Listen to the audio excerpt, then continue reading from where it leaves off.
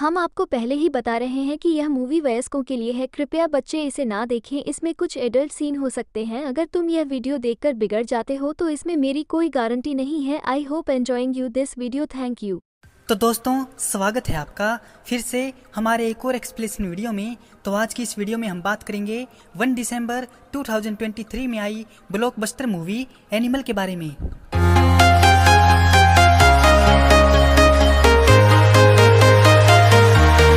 Movie की शुरुआत में हम देखते हैं रणविजय को, जो कि काफी बूढ़ा हो चुका था और अपने दोस्तों को एक ठरकी बंदर की कहानी सुना रहा था। इसके बाद कहानी फ्लैशबैक में जाती है, जहां पर रणविजय एक 9-10 साल का बच्चा था और स्कूल में पढ़ रहा था।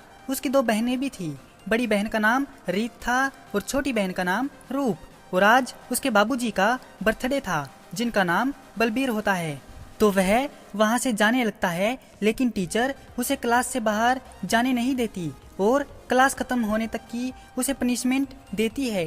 उसकी सजा पूरी होने के बाद वह घर आता है और अपने बाबूजी को ढूंढने लगता है। वह अपने बाबूजी से बहुत ज्यादा प्यार करता था, लेकिन उसके बाबूजी अपने बिजनेस के चक्कर में उसको समय नहीं दे पाते थे। जब उसको उसके बाबूजी घर पर नहीं मिलते तो वह अपनी फैक्ट्री, जिसका नाम स्वास्तिक होता है, में जाकर उनको ढूंढता है, लेकिन वह उनको वहां पर भी नहीं मिले। इसके बाद कहानी आगे बढ़ती है और विजय अब एक जवान लड़का बन चुका था। वह अपने एक दोस्त की बहन की एंगेजमेंट में आया हुआ था। जब उसे पता चलता है कि एंगेजमेंट गीतांजलि की है तो वह अपने स्कूल का सॉन्ग गाता है। सॉन्ग सुनकर गीतांजलि उसके पास आ जाती है। फिर वह उसको कहती है कि तुमको यहाँ देखकर बहुत खुशी हुई भैया। मूवी से हटके विजय बी लाइक धत इसकी माँ का, इतना लंबा गोरा चिट्टा हैंडसम लॉन्ग हेयर बॉय, तुझे भैया दिखता हूँ। गीतांजलि उसे छोड़कर छत पर आ जाती है तो विजय उसको कहता है कि तुझे अमेरिका जाना था ना, यह तुझे अमेरिका कैसे ले जाएगा। फिर वह उसको एक अल्फा मेल वाली एक बात समझाकर उसका माइंड क्लीन कर देता है।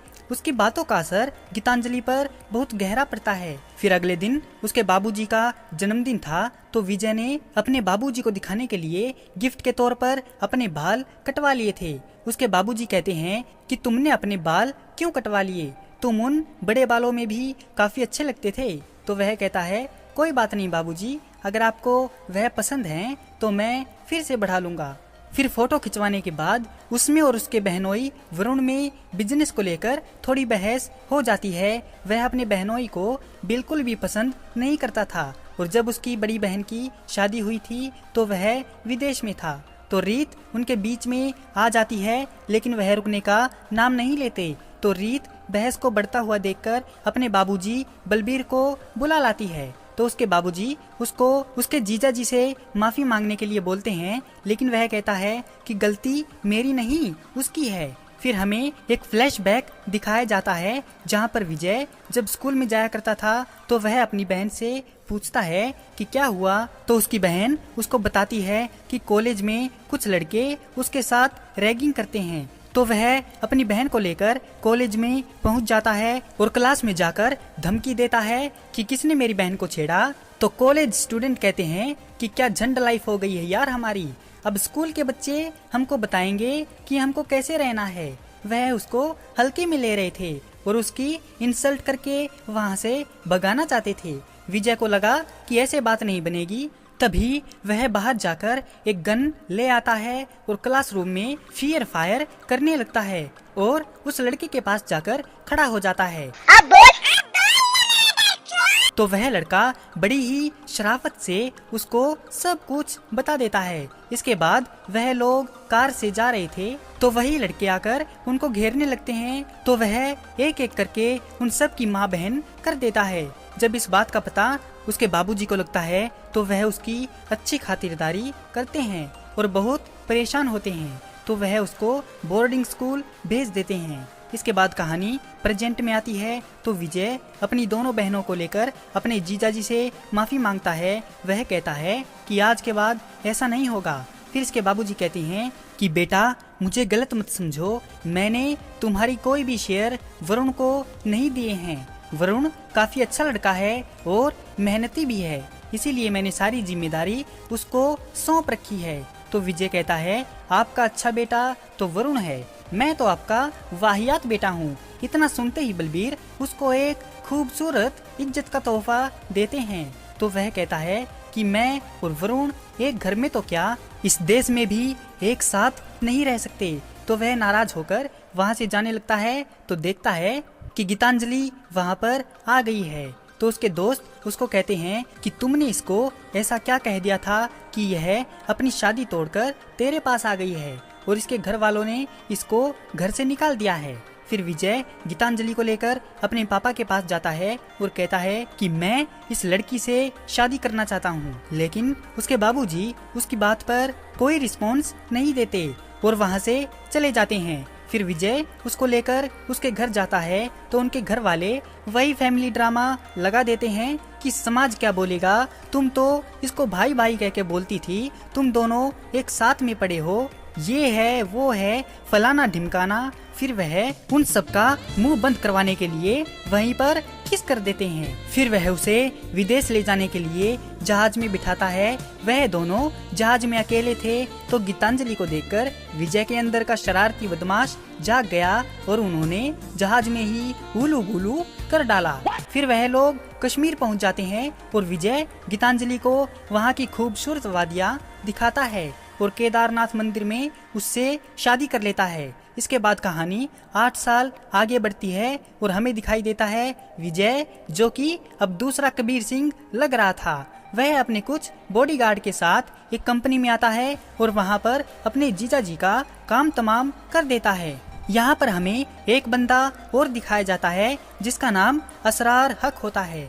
वह वरुण को मरते हुए देखता रहता है लेकिन कुछ नहीं कर पाता और बेबस नजर आता है। फिर रात को गीतांजलि उससे पूछती है कि यह हमारे साथ क्या हो रहा है। बच्चे बुलेट प्रूफ गाड़ी में स्कूल जाते हैं और बाहर बॉडीगार्ड हाथ में गन लिए खड़े रहते हैं। हम भी तो औरों की तरह नॉर्मल लोग हैं। तो विजय उससे कहता है कि हम नॉर्मल लोग नहीं हैं और जिन्हें तुम बॉडीगार्ड कह रही हो वह बॉडीगार्ड नहीं, वह मेरे कजिन्स भाई हैं जो अपनी फैमिली को छोड़कर हमारी फैमिली को प्रोटेक्ट करने के लिए आए हैं। फिर गीतांजलि कहती है कि हम अमेरिका में कितने खुश थे, पता नहीं हम यहाँ वापस क्यों आए। फिर हमें एक बैक स्टोरी दिखाई जाती है कि विजय ने अपने जीजा जी को क्यों मारा। तो होता कुछ यूँ है, एक दिन बलबीर सिंह ग्राउंड में खेल रहे थे तो उसी वक्त स्कूल ड्रेस में 2 बदमाश आते हैं और उनको 2 गोलियां मारकर वहाँ से भाग जाते हैं। जब यह बात विजय को पता चली कि उसके बाबूजी पर जानलेवा अटैक हुआ है तो वह गुस्से से पागल हो जाता है और इंडिया वापस आ जाता है। वह आकर अपने बाबूजी का हाल पूछता है। फिर उसके बाबूजी के एक अच्छे दोस्त जिसका नाम मिश्रा था, वह उनको बताते हैं कि इससे पहले तुम्हारे बाबूजी पर और भी अटैक हुए थे। तो विजय कहता है कि जब बॉडीगार्ड्स के होते हुए भी बाबूजी पर हमले हुए हैं तो हमें कुछ ऐसे आदमी चाहिए होंगे जिन पर हम आंख बंद करके भरोसा कर सकें और अब आगे जो हम करेंगे उसके बारे में किसी को पता नहीं चलना चाहिए। फिर मिश्रा कहता है और जब से तुम्हारे बाबूजी पर अटैक हुआ है तब से कंपनी के कर्मी भी काम पर आने से मना कर रहे हैं। फिर विजय स्वास्तिक स्टील कंपनी में जाता है और वहां पर जाकर उन वर्करों को कहता है कि बाबूजी अब ठीक हैं और मैं 3 महीने में फिर लौटूंगा बाबूजी को आप सबसे मिलवाने के लिए। और मैं आपको यह भी विश्वास दिलाना चाहता हूँ कि जिसने भी बाबूजी पर हमला किया है मैं उसका गला अपने हाथों से काटूंगा। विजय की दमदार स्पीच सुनकर उन वर्करों में जोश आ जाता है और वह लोग फिर से काम पर लग जाते हैं। फिर वह पंजाब जाता है अपने दादाजी के भाई के पास मदद मांगने के लिए।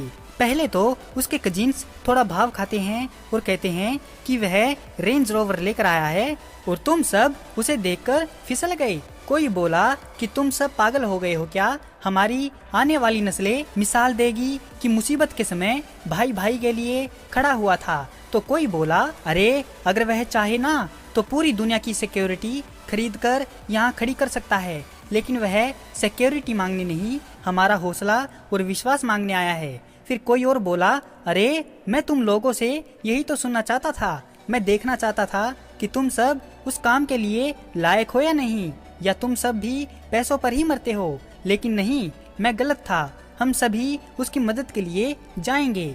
फिर विजय अपने दादाजी से विदा पाकर उन सब को लेकर वहाँ से चला जाता है। विजय को डर था कि पहले उसके बाबूजी पर हमला हो चुका है तो वह लोग दोबारा भी कोशिश करेंगे, इसीलिए उनके हमले को नाकाम करने के लिए वह अपने बाबूजी का बॉडी डबल लाकर उनके सामने खड़ा कर देता है ताकि उसके बाबूजी की जान बच सके। वह लोग उस बॉडी डबल को बलबीर सिंह के सारे तौर तरीके सिखाते हैं, जैसे उठना बैठना, खाना पीना, चलना। बॉडी डबल को देखकर बलबीर सिंह काफी सरप्राइज रह जाता है। फिर उसी शाम को वह बॉडी डबल अपनी फैमिली से मिलने के लिए जा रहा था, तभी असरार हक उस पर ताबड़तोड़ गोलियां चला देता है और उसको मार देता है। असरार हक वही था जो हमने उस मीटिंग में देखा था। जब वरुण को पता चला कि बलबीर सिंह अभी जिंदा है तो वो उसे देखकर सरप्राइज रह जाता है। दरअसल वरुण ने ही असरार हक को बलबीर सिंह को मारने के लिए बोला था। फिर वह असरार को कॉल करके बताता है कि जिसको तुमने मारा है वह असली बलबीर नहीं था, वो उसका बॉडी डबल था। फिर वरुण और असरार एक प्लान बनाते हैं कि उसके बेटे को तुम मार दो और बाप को घर पर मैं मार दूंगा। विजय वरुण पर काफी टाइम से नजर रख रहा था। वह उसकी कॉल लाइव सुन लेता है और उसे पता चल जाता है कि उसके बाबूजी पर गोलियां वरुण ने चलवाई थी। तो वह अगले दिन उस मीटिंग में जाकर वरुण का काम तमाम कर देता है। इसके बाद मूवी प्रेजेंट में आती है। विजय को यह बात पता थी कि उसके बाबूजी को मारने वाला अकेला वरुण ही नहीं था, बल्कि वो बंदा भी था जो वरुण से फोन पर बात कर रहा था। तो विजय सोचता है कि अभी खतरा टला नहीं है, तो वह उन लोगों का सामना करने के लिए एक वेपन डीलर फ्रेडी से कांटेक्ट करता है और उससे एक दमदार मशीन गन की डील करता है। तभी वहाँ पर असरार अपने 300 आदमियों के साथ वहाँ पर आ जाता है और विजय के आदमियों पर फायर करने लगता है। तो विजय फ्रेडी से उसका कच्छा मांगता है और खुद पहन लेता है। वो क्या है कि विजय को कच्छे की थोड़ी प्रॉब्लम हो गई थी, तो वह बगैर कच्छे के ही वहाँ पर आ गया था। कच्छे की इज्जत लुट जाने के बाद फ्रेडी बी लाइक, धत इसकी माँ का, मेरा इतना अच्छा कच्छा मुझसे छीन ले गया, मेरी तो कोई इज्जत ही नहीं है। फिर विजय और उसके भाई मिलकर काफी आदमियों को ढेर कर देते हैं। तभी एक बदमाश उन सब लोगों पर ग्रेनेड फेंक देता है, लेकिन वह लोग उन ग्रेनेड्स को उठाकर उसी के मुंह पर दे मारते हैं। एक ग्रेनेड विजय के पैरों में भी आकर गिरता है और ब्लास्ट हो जाता है, जिससे विजय के कान डैमेज हो जाते हैं और उसे सुनना बंद हो जाता है। तभी वहाँ पर और भी बंदे आ जाते हैं और विजय को कुल्हाड़ी के साथ चैलेंज करते हैं। फिर विजय कुल्हाड़ी लेकर उनके पास चला जाता है और उनको काटने लगता है और उसके भाई गाना गाने लगते हैं अर्जुन वेली ने।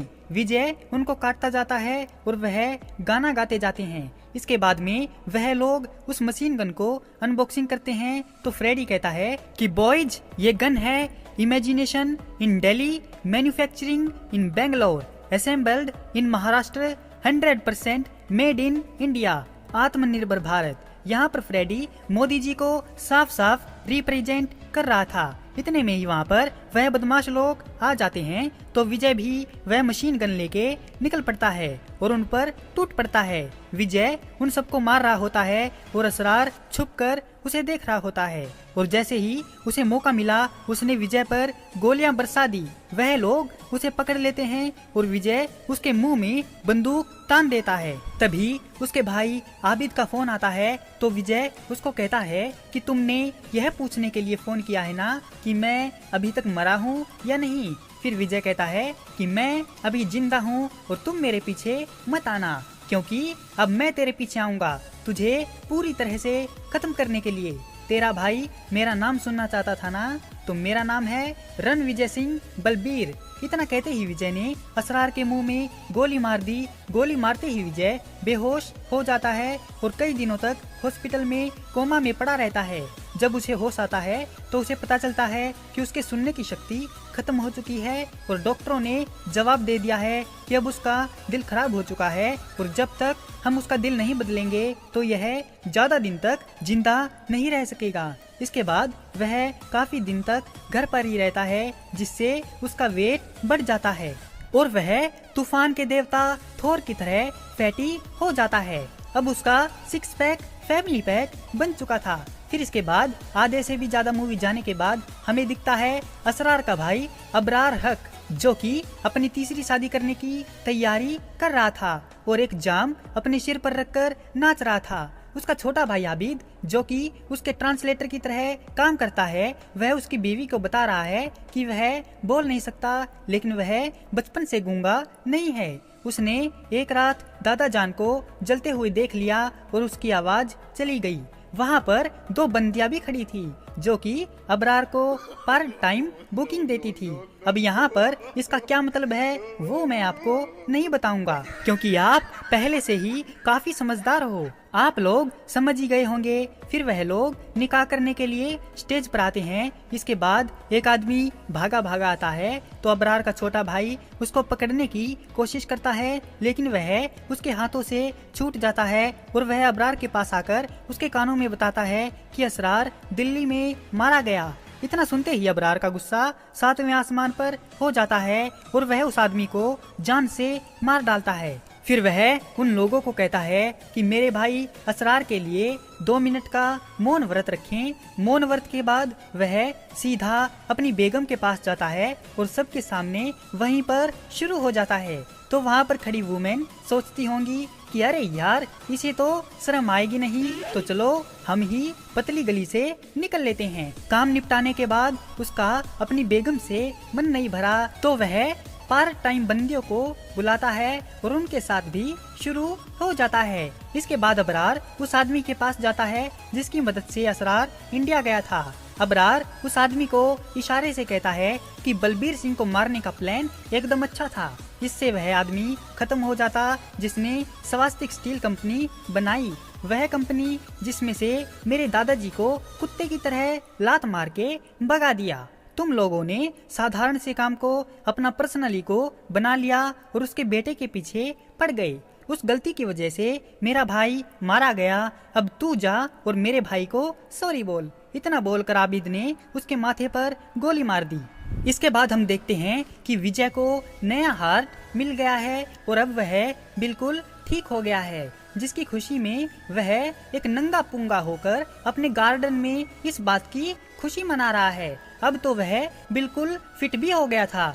उसका फैमिली पैक भी वापस 6 पैक बन गया था। तभी वहाँ पर एक लड़की आती है जिसका नाम जोया होता है। फिर विजय के भाई उसको बताते हैं कि यह 3 महीनों से तुमसे मिलने की कोशिश कर रही है और तुम्हारे अंदर जो दिल है वह इसके फियोंसे का है। जोया वहाँ से जाने लगती है। तभी विजय उसको कहता है कि जब तक तुम्हारा मन हल्का नहीं हो जाता तुम मेरे दादाजी के यहाँ पर रुक सकती हो। फिर विजय उसको अपने दादाजी के हाउस पर ठहरने के लिए बोलता है और उसके साथ चक्कर चलाने लगता है और उसको अपने मोहब्बत के जाल में फंसा लेता है और उसके साथ दंगल खेलने लगता है। और वहीं पर गीतांजलि को भी थोड़ा शक होने लगता है कि कुछ गड़बड़ है और वह उसके भाइयों से पूछने लगती है कि तुम्हारे भाई आजकल ना तो लंच पर आते हैं और ना ही डिनर पर, बात क्या है। लेकिन वह दोनों उसको बड़ी ही सफाई से भूतिया बना देते हैं। इसके बाद विजय एक दिन रोल्स रॉयल्स के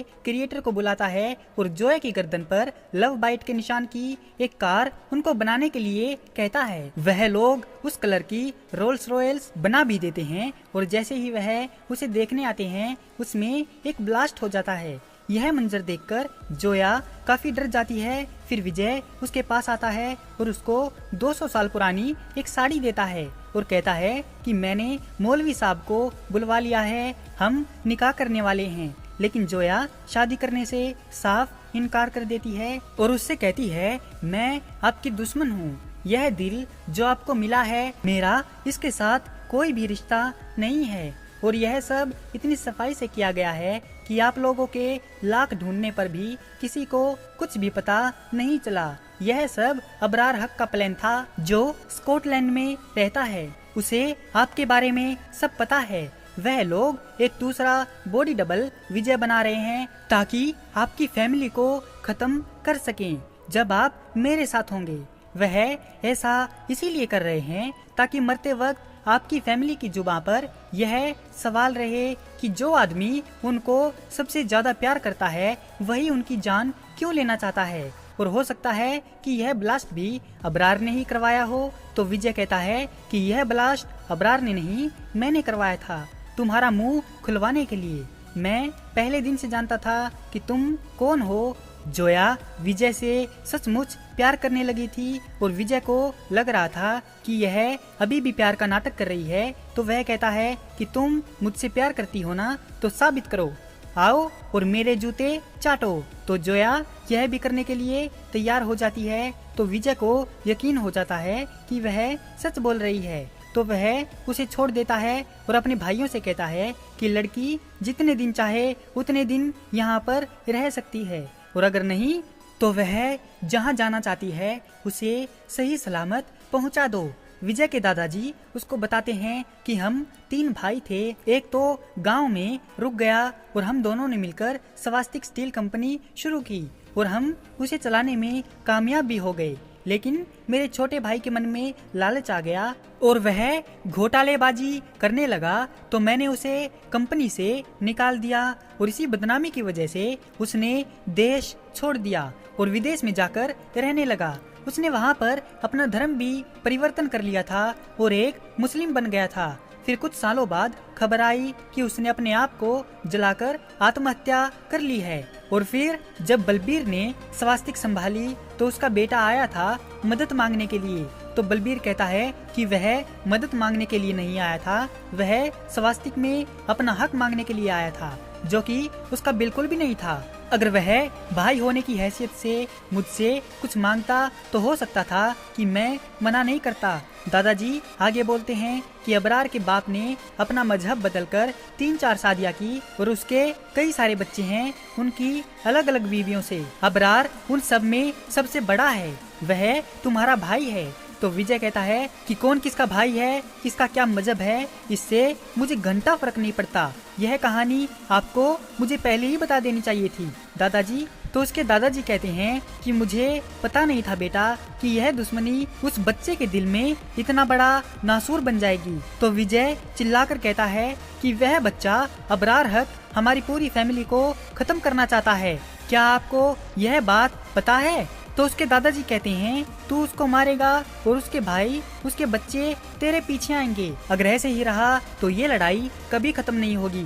जैसे ये तेरे भाई हैं वैसे वो भी तेरा भाई है बेटा, छोड़ दे सब कुछ और माफ कर दे उसे। लेकिन विजय नहीं मानता और कहता है कि मैं उसे मार दूंगा दादाजी और माफ आप कर देना। फिर विजय गीतांजलि के पास जाता है। आज करवा चौथ था तो उसने उसके लिए व्रत रखा था। तो विजय उसको बताता है कि मैं पिछले कई हफ्तों से जोया के साथ सोया हूँ। इतना सुनते ही गीतांजलि उसके गाल पर एक इज्जत का तोहफा दे देती है। फिर उन दोनों में लड़ाई शुरू हो जाती है। तो विजय उसको समझाता है कि वो हमारी जासूसी करने आई थी तो मुझे यह नाटक करना पड़ा। लेकिन गीतांजलि उसकी एक नहीं सुनती और वह उससे तलाक लेने की मांग करने लगती है और कहती है कि काश उस दिन तुम्हारे पापा मर गए होते। यह तुम्हारा प्यार तुम्हारे पापा के लिए जोग नहीं रोग है। इतना सुनते ही विजय उसके सामने गन तान देता है। लेकिन उनकी लड़ाई ज्यादा देर तक नहीं चलती और विजय उसको मना लेता है। फिर इसके बाद विजय स्कॉटलैंड पहुंच जाता है जहां पर अबरार का ठिकाना था।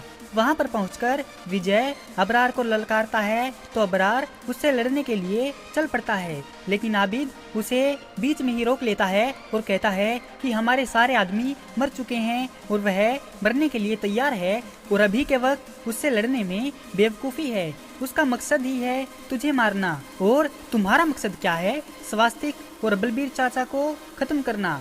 तू बलबीर चाचा को मार दे, वो अपने आप मर जाएगा। इसीलिए मेरे भाई अभी यहाँ से निकलने में ही फायदा है। उसकी बात अबरार को समझ आ जाती है और वह वहाँ से भाग जाता है।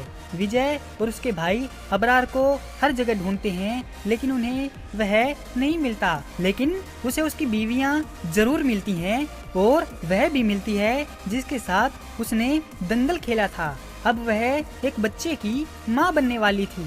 तो वह उनसे पूछने की कोशिश करता है कि अबरार कहाँ है, तो वह उसे बताने से साफ इनकार कर देती है। तो विजय उनके साथ दंगल खेलने की धमकी देता है, जिसकी वजह से अबरार की एक बीवी डर कर सब कुछ उगल देती है कि वह अभी अभी यहाँ से भागा है और एयरप्लेन से शहर छोड़ने की कोशिश कर रहा है। फिर वह लोग वहाँ से चले जाते हैं। उन बेगमों की इन्फॉर्मेशन बिल्कुल सही थी। अबरार एयरप्लेन से वहाँ से भाग रहा था, तो विजय अपनी गाड़ियों से उसके प्लेन को घेर लेता है। फिर अबरार सोचता है कि अब मेरे पास और कोई चारा नहीं बचा, लगता है एक फाड़ू एंट्री मारनी ही पड़ेगी। फिर वह अपना प्लेन रोकता है और नीचे उतरता है। अब विजय और अबरार आमने सामने थे। विजय अपने भाई को कहता है कि मैं खड़ा रहूं, गिर जाऊं या मर जाऊं, कोई गोली नहीं चलाएगा, इसे सिर्फ मैं मारूंगा। विजय आगे बढ़ता है और अबरार का मुंह तोड़ देता है। फिर अबरार सोचता है, हाँ, तूने अपना एक्शन बहुत कर लिया, अब मेरी बारी है। फिर अबरार विजय को एक ऐसा पंच मारता है जिससे विजय को उसकी नानी याद आ जाती है और उसके मुंह से खून गिरने लगता है। तो विजय के भाई उस पर गन तान देते हैं, तो वह इशारे से मना कर देता है।